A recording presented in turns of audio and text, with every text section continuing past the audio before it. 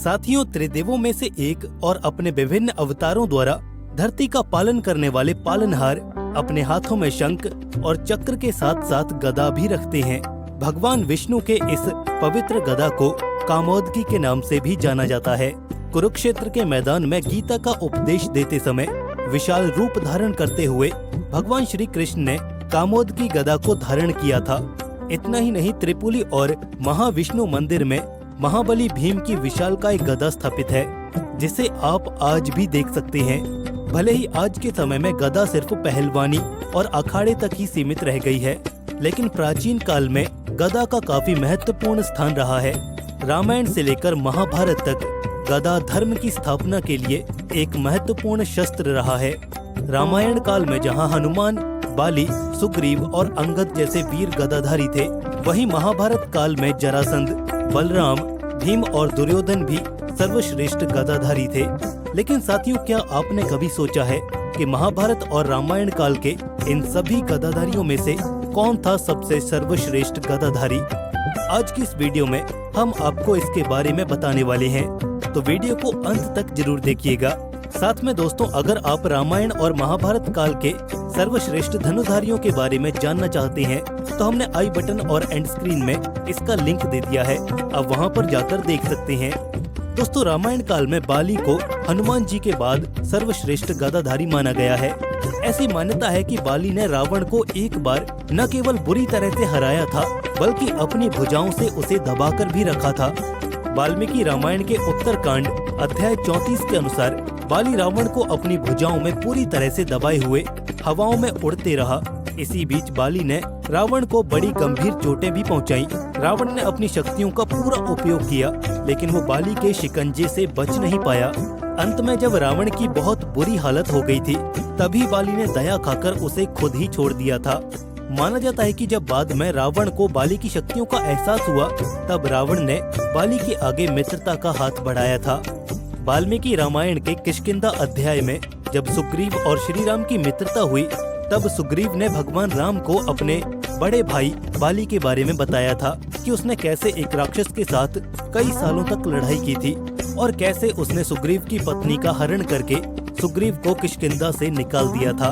दोस्तों, बाली गदा युद्ध में इतना माहिर था कि कोई भी गदाधारी उसके सामने ज्यादा समय तक टिक नहीं पाता था। लेकिन सुग्रीव भी बड़े श्रेष्ठ योद्धा थे और राम रावण युद्ध के समय उन्होंने रावण से मल और गदा युद्ध दोनों किया था। लेकिन इसके बावजूद भी सुग्रीव अपने भाई बाली को हराने में असमर्थ थे। बाली को मारने के लिए सुग्रीव को श्री राम का सहारा लेना पड़ा था। दोस्तों, बाली के पुत्र अंगद को भी रामायण काल का सर्वश्रेष्ठ गदाधारी माना जाता है। अपने पिता के ही समान अंगद एक बलशाली योद्धा था। वह अंगद ही था जो श्री राम की तरफ से रावण के समक्ष आखिरी बार शांति का प्रस्ताव लेकर गया था। वहाँ पर अंगद के पैरों को रावण का कोई भी योद्धा हिला नहीं पाया था। राम रावण युद्ध के समय अंगद ने अपनी कला का उच्चतम प्रदर्शन किया था। दोस्तों, अगर बात की जाए महाभारत काल के सर्वश्रेष्ठ गदाधारी की, तो यहाँ पर जरासंध का नाम सबसे पहले आता है। कंस का ससुर और मगध का राजा जरासंध महाभारत काल का एक कुशल योद्धा था। मल्ल युद्ध और गदा युद्ध में उसके समान कोई अन्य बलशाली योद्धा नहीं था। कंस की मृत्यु का बदला लेने के लिए जरासंध ने मथुरा पर कई बार चढ़ाई की थी। जरासंध के पराक्रम से बलराम जैसे बलशाली योद्धा भी यादव वंशियों को बचा नहीं पाए थे और अंत में श्री कृष्ण को द्वारका जाकर बसना पड़ा था। साथियों, इससे आप जरासंध की शक्तियों का अनुमान लगा सकते हैं। जरासंध ने उस समय के सभी श्रेष्ठ राजाओं को बंदी बना लिया था। जरासंध 101 राजाओं की बलि देकर सम्राट बनना चाहता था, लेकिन अंत में श्री कृष्ण ने भीम की सहायता से जरासंध का वध किया था। अब यहाँ पर ही साबित हो जाता है कि भीम जरासंध से भी अधिक बलशाली गदाधारी थे। कुंती पुत्र भीम में हजारों हाथियों की शक्ति थी। भीम ने वनवास के समय अनेकों राक्षसों का भी वध किया था। इतना ही नहीं, महाभारत के युद्ध में भीम ने अनेकों योद्धाओं को पछाड़ा था और सभी कौरव भाइयों का अंत भी किया था। दुर्योधन गदाधारी भीम का मुख्य प्रतिद्वंदी था, क्योंकि दुर्योधन भी भीम के समान ही श्रेष्ठ गदाधारी योद्धा था। दुर्योधन को मारना भीम के लिए इतना आसान कार्य नहीं था। युद्ध के अंत में गांधारी के ताप से जब दुर्योधन का शरीर वज्र का बन गया था, तब युद्ध में दुर्योधन ने भीम की हालत खराब कर दी थी।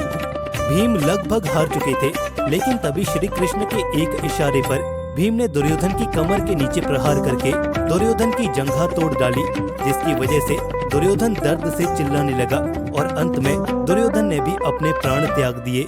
दोस्तों, हालांकि गदा युद्ध में कमर से नीचे प्रहार नहीं किया जाता है, और क्योंकि भीम ने इस नियम को तोड़कर दुर्योधन को मारा था, इसलिए बलराम वहां पर क्रोधित हो उठे थे, क्योंकि दोस्तों बलराम बलराम का ही शिष्य था।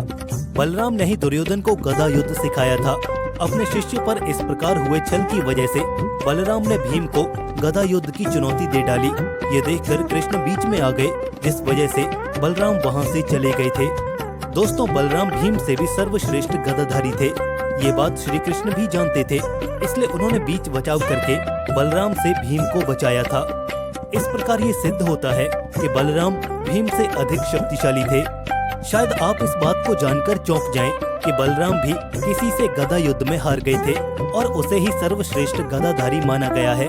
तो फिर कौन था आखिर वो जिसने बलराम को हराया था? चलिए जानते हैं। दोस्तों, आप ये बात तो जानते ही हैं कि अर्जुन, भीम और बलराम को अपने सर्वश्रेष्ठ होने पर जब अहंकार हो गया था, तब श्री कृष्ण के आदेश पर हनुमान जी ने न सिर्फ अर्जुन और भीम को हराया था, बल्कि बलराम को भी हराकर उनका अहंकार खत्म किया था। जी हाँ दोस्तों, कृष्ण लीला के अंतर्गत बलराम हनुमान जी से गहन गदा युद्ध के अंदर हार गए थे, इसलिए शास्त्रों में बजरंगबली हनुमान जी को सर्वश्रेष्ठ गदाधारी माना जाता है।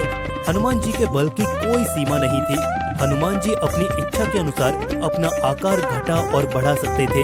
दोस्तों, अगर आप भी बजरंगबली के भक्त हैं तो कमेंट में जय बजरंगबली कमेंट जरूर कर दीजिएगा। इस वीडियो को लाइक करके चैनल को सब्सक्राइब जरूर कीजिएगा। जय श्री कृष्ण।